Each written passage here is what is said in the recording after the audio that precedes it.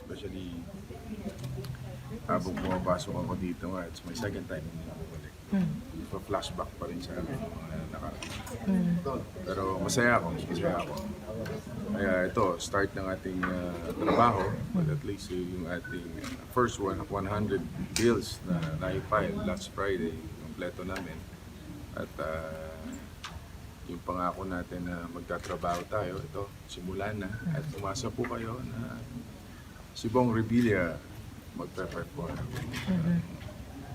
Basta't hindi tayo mapapahiya, lalo na doon sa mga taong nanindigan sa akin, pinaglaban ako, huwag po kayong mag-alala, at si Revilla po ay hindi kayo papahiya.